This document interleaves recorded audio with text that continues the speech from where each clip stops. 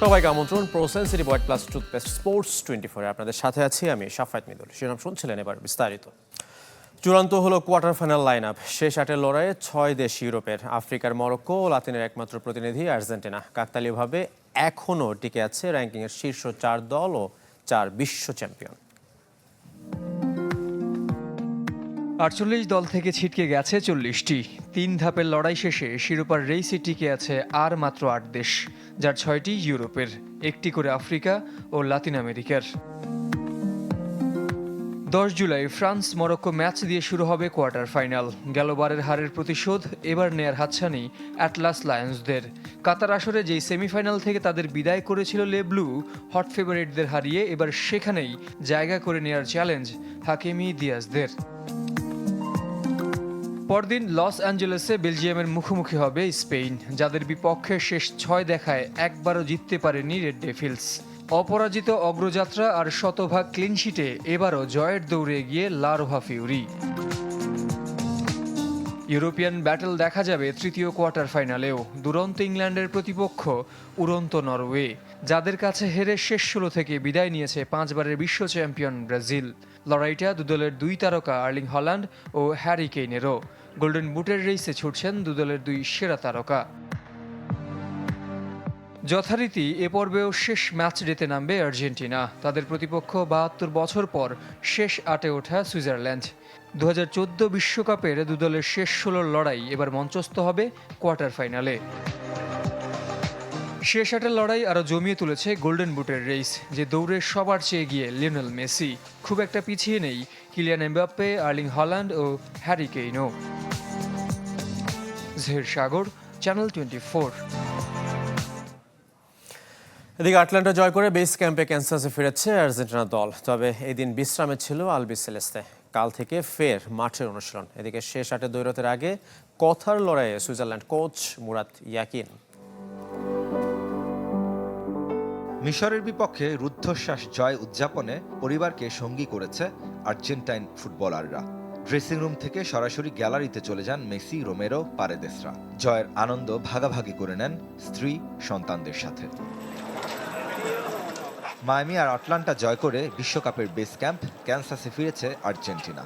Group পর্বের সব match এই শহরে থেকেই খেলেছে আলবি সেলেস্তেরা। তবে এই ম্যাচের পরদিন কোনো অনুশীলন রাখেননি কোচ লিওনেল স্ক্যালোনি। অরিজিন হোটেলে বিশ্রামে থাকবেন। পরদিন কম্পাস মিনারেলস ন্যাশনাল পারফরমেন্স সেন্টারে অনুশীলন করবে আর্জেন্টিনা, তবে 2 ভাগে বিভক্ত হয়ে।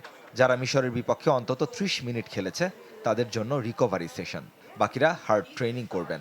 যদিও গণমাধ্যমের জন্য 15 মিনিট উন্মুক্ত থাকবে এই অনুশীলন। সুইজারল্যান্ডের বিপক্ষে শেষ 8-এর লড়াইয়ের আগে অবশ্য ভ্রমণ তাড়া থাকবে না 3 বারের বিশ্বকাপ জয়ীদের। এই ম্যাচের ভেন্যু যে ক্যানসাস স্টেডিয়াম। জয় পেলে সেমির লড়াই ফের আটলান্টায়। এদিকে ভ্যাঙ্কুভার ছাড়ার আগে আর্জেন্টাইনদের হুমকি দিয়ে রেখেছেন সুইস বস। এখন আমরা বর্তমান বিশ্ব চ্যাম্পিয়নদের বিপক্ষে খেলতে যাচ্ছি। এটি আমাদের জন্য একটি অনন্য সুযোগ। তবে আমরা দেখেছি আর্জেন্টিনা অজেয় নয়। আমরা কঠোর পরিশ্রম করে এই পর্যায়ে এসেছি। এখন সেই পরিশ্রমের ফল দেখানোর সময়। 2014 বিশ্বকাপের রাউন্ড অফ 16-এ শেষবার মুখোমুখি হয়েছিল দুদল। অতিরিক্ত সময়ে ডি মারিয়ার গোলে জিতেছিল আর্জেন্টিনা। রেদওয়ান শুয়েব, চ্যানেল 24। আমাদের সঙ্গে অন্যায় হয়েছে। আর্জেন্টিনা ও লিওনেল মেসিকে টুর্নামেন্টে রাখার জন্যই এমনটা করেছে ফিফা ও রেফারি। ম্যাচ শেষে এমন বিস্ফোরক মন্তব্য করেছেন মিশরের কোচ হোসাম হাসান। আর রেফারিকে জালিম আখ্যা দিয়েছেন ফুটবলার মোস্তফা জিকো। ম্যাচ শেষে দুদেশের ফুটবলারদের চোখই অশ্রুসিক্ত। কারো নয়ন ভিজেছে আনন্দে, আবার কারো পরাজয়ের গ্লানিতে। তবে সেখানে আছে একরাশ চাপা কান্না, আছে ন্যায্যতার দাবি।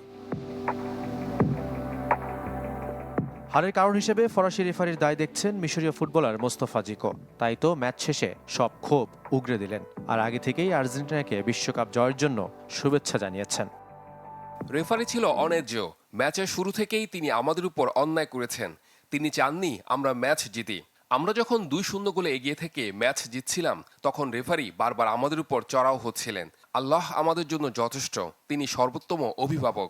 আর্জেন্টিনাকে আরও একটি বিশ্বকাপ জয়ের জন্য অভিনন্দন। ফুটবলারদের সাথে সুর মিলিয়েছেন কোচ হোসাম হাসানও। এমন হারের পেছনে ফিফা ও রেফারি তার কাজ করায়। আর্জেন্টিনা ও লিওনেল মেসিকে টুর্নামেন্টে টিকিয়ে রাখার চেষ্টা ছিল অভিযোগ তার। مش عايز اقول هارد لك لينا لا احنا طلعنا بشرف বিশ্ব চ্যাম্পিয়নদের চেয়ে আমরা ভালো খেলেছি, প্রায় সব দিকেই আমরা এগিয়েছিলাম, কিন্তু মাঠের ভেতরের কিছু সিদ্ধান্ত এবং মাঠের বাইরের কিছু বিষয় ম্যাচের ফলকে প্রভাবিত করেছে। হয়তো তারা চেয়েছিল আর্জেন্টিনা ও মেসিকে টুর্নামেন্টে টিকিয়ে রাখতে। ولا ريسبكت ولا فير بلاي تضاي النهارده مفيش ريسبكت ولا في فير بلاي মোহাম্মদ সালার উপর হওয়া ফাউলের ঘটনায় সম্ভাব্য পেনাল্টির জন্য ভিএআর না দেখা এবং মিশরের দ্বিতীয় গোল অদ্ভুতভাবে বাতিল হওয়া নিয়েও তিনি প্রশ্ন তুলেছেন। কথা বলেছেন ম্যাচ শেষে রেফারির সাথে তার তর্কে জড়ানো নিয়েও। الجون الثاني كنا 2-0 واتلغى بطريقه غريبه আমি রেফারিকে বলেছি এটা অন্যায়, হয়তো তার লুকানোর কিছু আছে। কেউ যদি কিছু লুকানোর চেষ্টা করে অনেক সময় সেটি লুকিয়ে রাখতে পারে না। যাই হোক, আমার কাজ শেষ, এই টুর্নামেন্টে আর কোনো ম্যাচ আমি দেখছি না। حتى ما هنش عليه يبص على الفار ما هنش يطلع بره الفار